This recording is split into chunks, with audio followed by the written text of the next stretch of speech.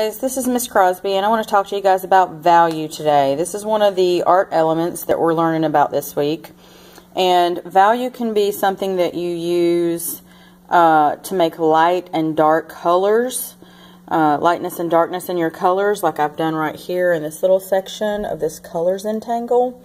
Or it can be more of a grayscale kind of thing where you do additions of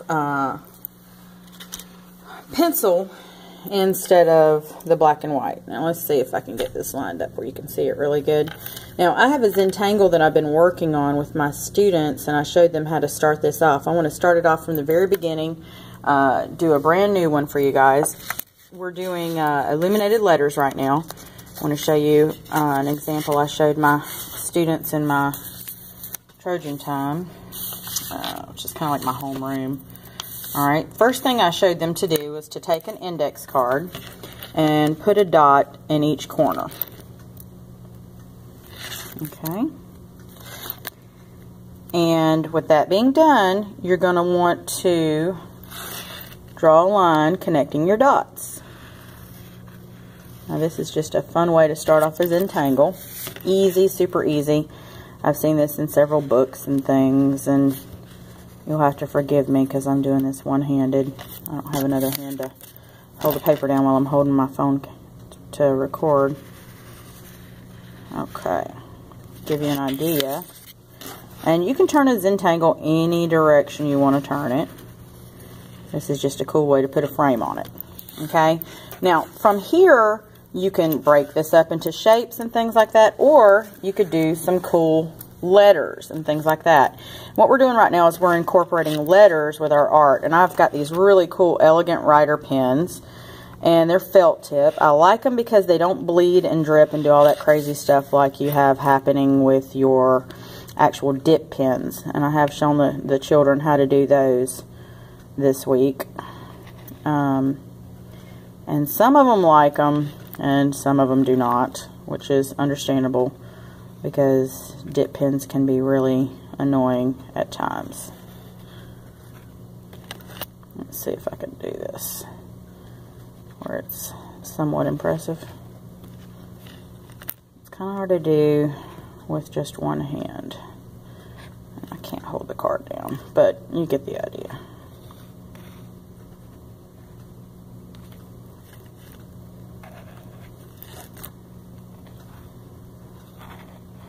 You can write with it in cursive like you normally would, or you can go and do a more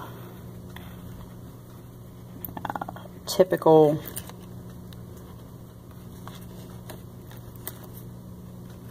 calligraphy type thing, or you can do something of your very own creation. It's kind of up to you. Okay, now that's one way to do your lettering. Okay, I've had some students do them with chisel tip markers. Those work pretty good. I've had some do them freeform. Alright, and then in the background, you can do all kinds of different designs. Now, for our illuminated letters, we're going to be adding some gold to them tomorrow, but if you want to give them some shadows and things like that and make them look more three-dimensional, I wanted to show you guys a couple of different ways you could do that. Now, if you have a blending stump, that is a very handy tool to have. If you don't have a blending stump, you can also use a fingertip or a piece of paper. Okay, so that's one way to do that with those inexpensive felt tip pens. This is a Zentangle that I started on the other day, and I wanted to add a little bit of shadow to it and stuff like that so you guys could see how nicely you could start to make this look three-dimensional, kind of wavy and that sort of thing. Just by adding a couple of little gray shadows here and there. And I'm going to skip every other one of these and do that right there. Let's see if I can zoom in a little bit so you can see it better. And I'm probably going to color these stripes, every other one a different color or something like that. Now, another thing I want to do is take and blend this either with my finger, and I don't like to use my finger all the time because your finger is not a precision instrument a lot of times. But if you don't have anything else, you can use your finger. If you have a blending stumps are one of my favorite tools to use. And I'm going to make this look more rounded by adding another shadow over here on this side. Now you can add all your shadows to one side, or you can add shadows to both sides to make the middle look like it's kind of popping out for you. And that's another option.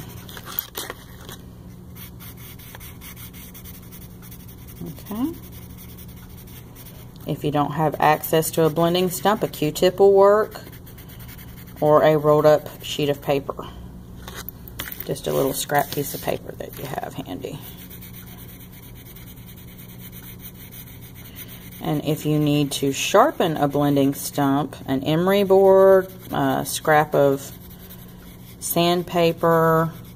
In my classroom, I like to use those corn removing foot pads that are mounted on the little plastic handles. Those work really great. They're cheap. You can buy a whole pack of 10 of them or something like that, and they're pretty steady and broad, so you can use those really good. They also work really good for sanding down the bottoms of your pottery when you're in ceramics class. So I use them for all kinds of fun stuff like that. Alright, and that's how I've added a little bit of value to my little Zentangle card with my musical instruments on it to kind of give it a little more interest. I've also added some down here to this little basket weave. I think it's called Kiko. This is just 4 lines horizontally and 4 lines vertically. And then I went back in and added just a smidge of shadow right at the corner. Turn this where I can bear my hand down on it. Right at the corners where the basket weave appears to go underneath each little section. And that makes it look a little more realistic, as you can see right there. Okay. And that is how you add value. And value is the lightness and darkness of a color. Okay. That's how you can add some shadows and some grays. You can also use your white color pencil to go back in and do some blending if you want to with your colors and things like that to make them look super snazzy. You can also blend your colors and do some burnishing and overlapping to make your colors look really beautiful. This is just a start that I've gotten going here as an example, but obviously I would go back in here and do some really cool designs. And if you want to see how that Kiko looks, it's so easy to do. 1, 2, 3, 4. And I like to curve my lines just a smidge. 1, 2, 3, 4.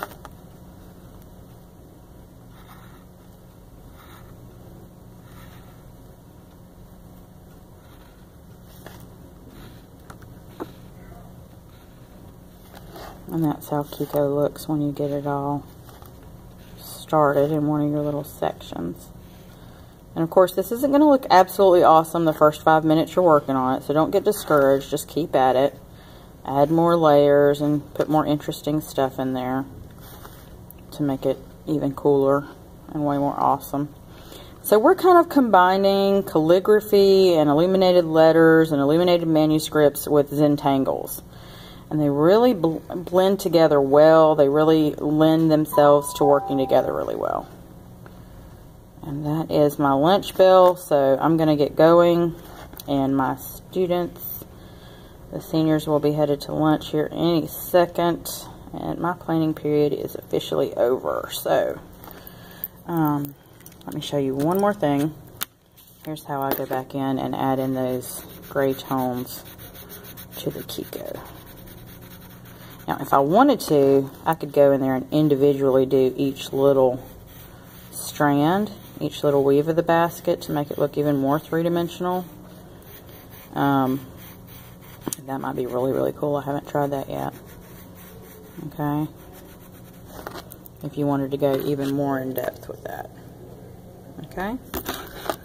And it'll look even more awesome after I go back in there and add in my... kind of smooth it all out to the paper and get it all blended in like I want it with my blending stump. And I'm going to use a teeny tiny blending stump. Let me see if I can find one real quick. Here we go. Got some different ones there. First month seniors who are interested in ordering senior jackets, please report to the front office. Only the first lunch seniors who are interested in ordering senior denim and jackets report to the front office. Thank you. Okay. And like I said, if you need to clean up your blending stump for further use, you can do that by rubbing it on an emery board or a piece of sandpaper or something like that. And that's how you can add some shadows in and blend with your blending stump. Okay? And that art element is value, folks. So, this is Miss Crosby signing off. You guys have a great day.